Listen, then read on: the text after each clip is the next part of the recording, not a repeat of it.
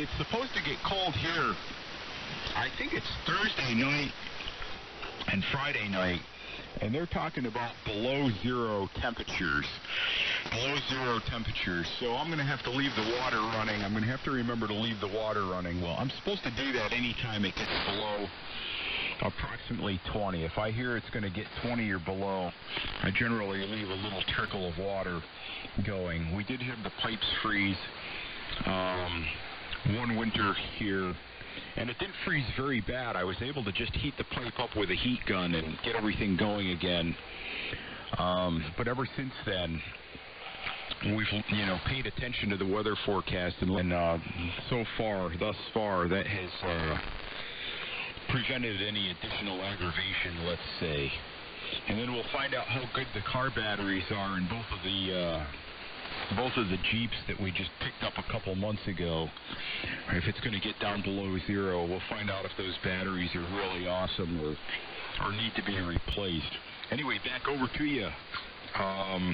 And good morning once again, KC2CKO K2 XAM. Yeah, K2XAM, KC2CKO, yeah. Well, I remember back in the 70s, we would have sometimes 20 or 30 below zero. It was just unreal. Luckily, we haven't had that. And would be like that for 3 to 4, 2 to 3 weeks sometimes. Just it was, oh my goodness, that was murder. So, but the first guy's call was W2GTV. And where was he? He was out in Johnson City, so not too far away from you. And Gary was in Connecticut, so very interesting. And I told the guys to come on down and join us here some morning, and also maybe check into the Lonely Guys too. So.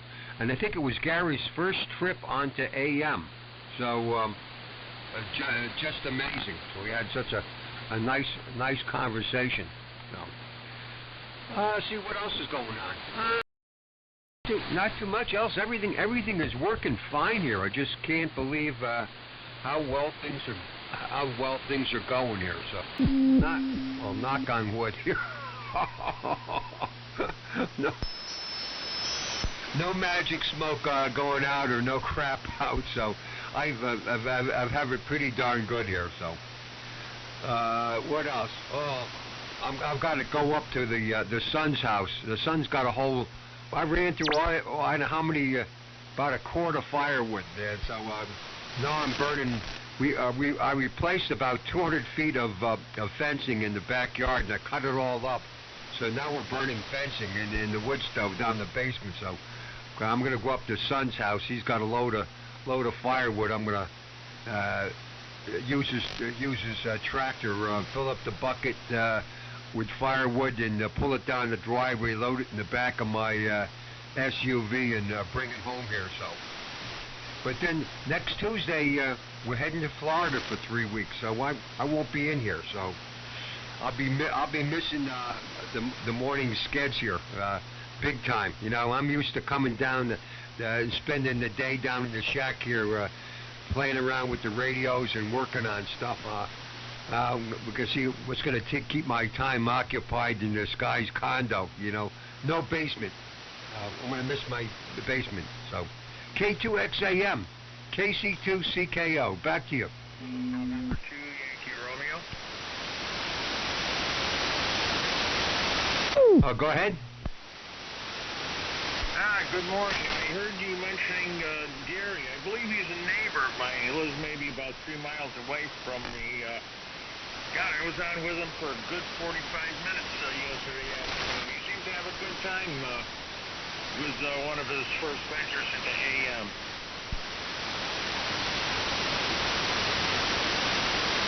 Okay, who's the station? November 2, Yankee Romeo. Oh, interesting. Very interesting. Yeah, he was all worried about his audio and stuff. I told him, look, just ask any of the AMers for help and you'll get it. Don't worry, just have a good time. Oh, his audio was absolutely excellent. So we had a wonderful time for his first QSO on AM. Yeah, he seems to be having quite a bit of fun. I'm glad to see somebody really enjoying themselves with ham radio. So let me get out of the way here, guys. K2XAM, November 2, Yankee Romeo. How are things in Syracuse? Good morning there, Joe. How are you doing this morning? Well, I was just going to ask you the same thing about I think it's Endicott, right? You probably backhand me or something. I think you're in Endicott. 24 degrees up here in Sorry Excuse. And, wow, it looks like we have a possibility of maybe seeing some sun this morning. It looks like the clouds are breaking up just a little bit. So that's a good thing. It did snow. We got lake effect snow here, maybe a couple inches in the overnight. But all in all, not too bad. And I think the forecast just flipped past me here on TV. I think one of the mornings they're talking about 7 below. 7 below. That's a little too much chilly. I guess I'd prefer it to be maybe 7 above as opposed to 7 below. But we'll end up taking it. So yeah, very good on the gentleman that tried AM, and I just talked an hour ago, not even an hour ago, to a guy on 160 meters.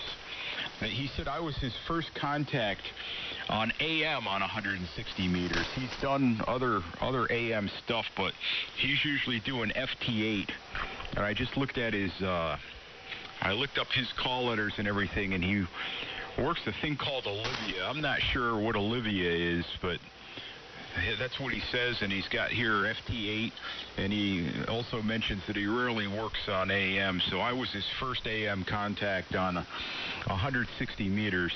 So I invited him to try to get in with us on Saturday evenings on 160, and to come down here maybe. So we'll see. We'll see who shows up. But I'll turn it back over to you real quick, Joe. What's the weather and everything like down in your area? N2YR, K2XAM in the group. Well,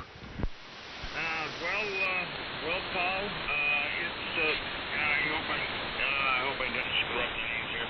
Well, anyway, it's about the same as you have.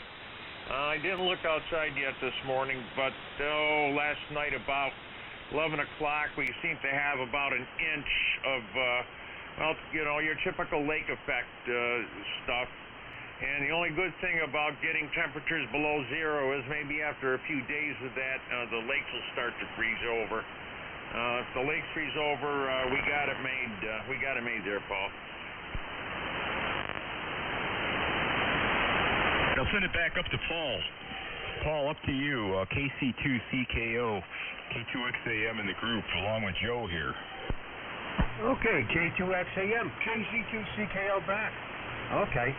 It's gonna be cold. Oh my God, I'm not looking forward to that. So, yeah, another good reason just to stay in the house and play radio. So, oh my goodness. So, well, we're gonna be in Florida, and hopefully it doesn't dip down there that far. That would really ruin our vacation if that happens.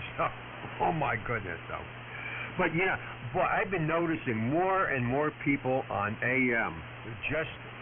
Just amazing. I guess the people are experiencing the benefit of the stuff, or rediscovering it.